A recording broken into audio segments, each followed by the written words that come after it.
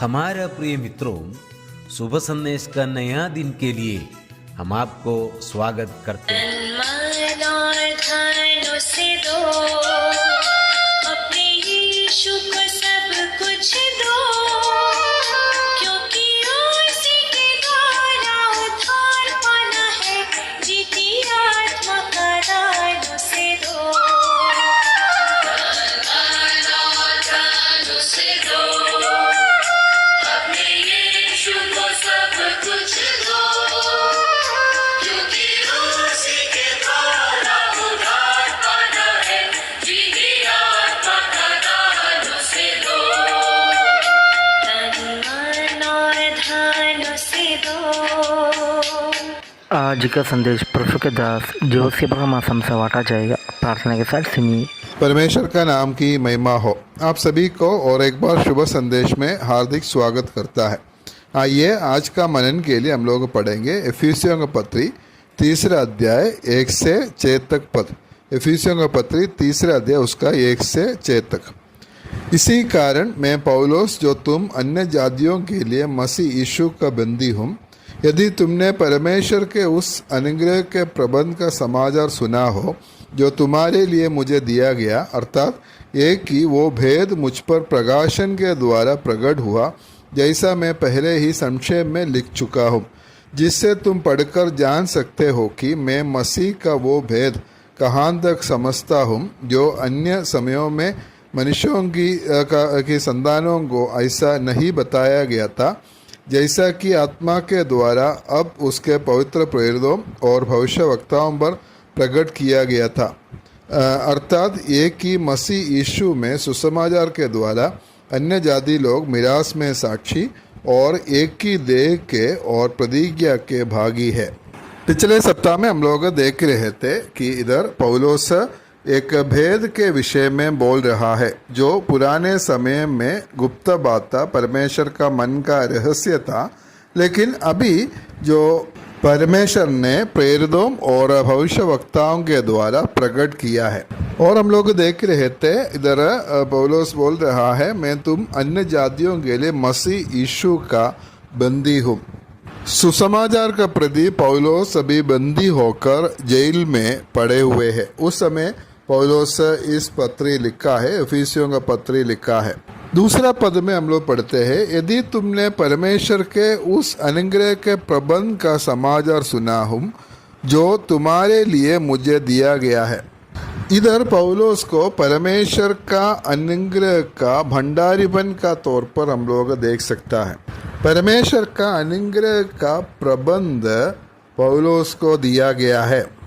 पौलुस को एक अच्छा परिचारक या प्रबंधक या भंडारीपन समझकर परमेश्वर का अनुग्रह उसको सौंपा हुआ है। भंडारीपन का मतलब है दूसरा किसी का कार्य को प्रबंध करना।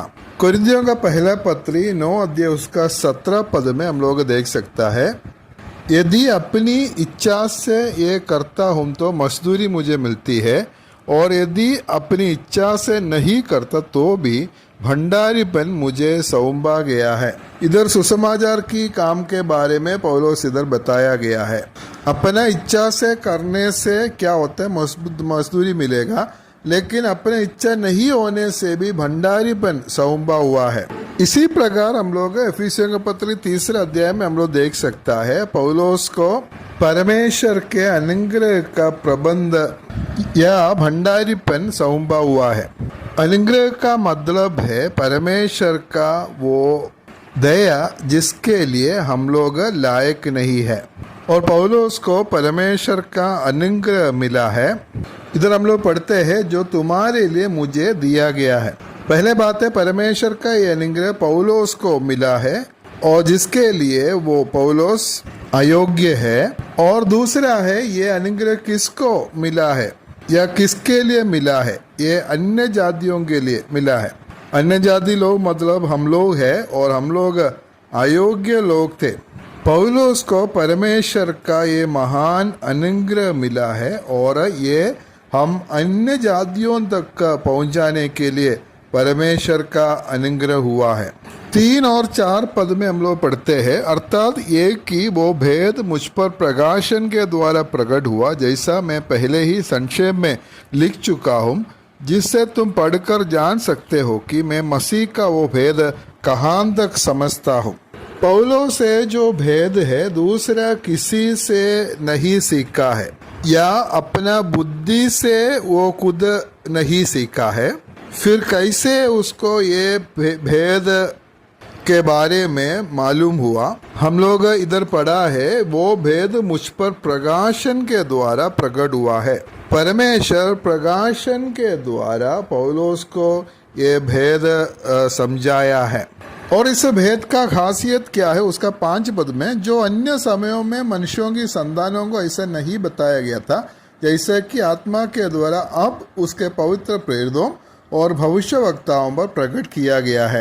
अन्य समयों पर मतलब पुराने समयों में या पुराने नियम के समय में, अन्य समयों में मनुष्यों की संतानों को ऐसा नहीं बताया गया था।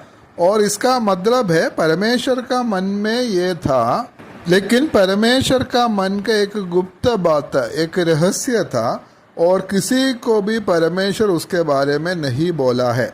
अन्य समयों में मनुष्यों की संतानों को ऐसा नहीं बताया, परमेश्वर किसी को भी नहीं बताया। पुराना नियम में हम लोग कलीसिया के बारे में हम लोग नहीं देख सकते, कोई भविष्यवक्ताओं को और किसी को भी परमेश्वर उसके बारे में नहीं बोला है। लेकिन अभी हम लोग पढ़ता है, जैसे कि आत्मा के द्वारा अब उसके पवित्र प्रेरितों और भविष्यवक्ताओं पर प्रकट किया गया है। पुराने समयों में परमेश्वर इसके बारे में किसी को नहीं बोला, लेकिन अभी क्या हुआ, पवित्र प्रेरितों और भविष्यवक्ताओं पर प्रकट किया गया है। ये जो प्रेरितों और भविष्यवक्ताएं हैं जो नए नियम का है, पुराना नियम का नहीं है, और उनके द्वारा प्रेरितों और भविष्यवक्ताओं के द्वारा आज ये प्रकट किया गया है। और इसलिए आज ये एक गुप्त बात नहीं है, आज इसको प्रकट हुआ है। पौलुस से दावा नहीं करता है कि पौलुस को ही ये भेद पता चला है, जरूर पौलुस के द्वारा ही उस भेद अभी इधर बता रहा है, लेकिन सिर्फ पौलुस को नहीं मिला है, पवित्र प्रेरितों और भविष्यवक्ताओं को इसका प्रकट किया गया है। इसलिए पुराना नियम में कलीसिया को हम लोग नहीं देख सकता है। पुराना नियम में एक कलीसिया नहीं था और परमेश्वर का मन में एक बहुत बड़ा एक रहस्य था। अभी इसका 6 पद में अभी उस भेद का सच्चाई पौलुस इधर बता रहा है। और 6 में हम लोग पढ़ते हैं, अर्थात ये कि मसीह यीशु में सुसमाचार के द्वारा अन्य जाति लोग मिरास में साक्षी और एक की देह के और प्रतिज्ञा के भागी है। और ये जो भेद है ये कलीसिया के बारे में है, और सिर्फ उतना नहीं है, कलीसिया में अन्य जाति लोग भी उसका भागी होता है और एक की देह और प्रतिज्ञा के भागी है। कलीसिया में सिर्फ यहूदी लोग नहीं है, अन्य जाति लोग भी और उसमें भागी होता है, हो सकता है। जैसा यहूदी लोग कलीसिया का भागी हो सकता है, वैसे अन्य जाति लोग भी इस कलीसिया का भाग हो सकता है। कलीसिया में कोई प्रकार का अंदर नहीं होता है, कलीसिया में सब एक ही है। एक ही देह का अलग अलग अंग है, सभी विश्वासी लोग। और सुसमाचार के द्वारा प्रभु यीशु मसीह पर विश्वास करके कोई भी व्यक्ति कलीसिया का भागी हो सकते हैं। पुराना नियम में यहूदी लोगों को इसके बारे में सोच ही नहीं सकता था कि अन्य जाति लोग भी इसी प्रकार उनके साथ सारे जो आशीष का भागी होंगे और कलीसिया का भागी होंगे, ये बात को कोई भी सोच भी नहीं सकता था। लेकिन ये परमेश्वर का मन का बहुत बड़ा योजना था और एक बहुत बड़ा रहस्य था, गुप्त बात था। और ये नया नियम में पौलुस और दूसरा प्रेरितों और भविष्यवक्ताओं के द्वारा उसको प्रकट किया है। हम लोग जो पहले अन्य जाति लोग थे, परमेश्वर से हम लोग दूर थे, और आज प्रभु यीशु मसीह पर विश्वास करके कलीसिया में भागी होने के लिए और स्वर्गीय स्थानों में सब प्रकार की आत्मिक आशीष पाने के लिए परमेश्वर हमें सहायता किया।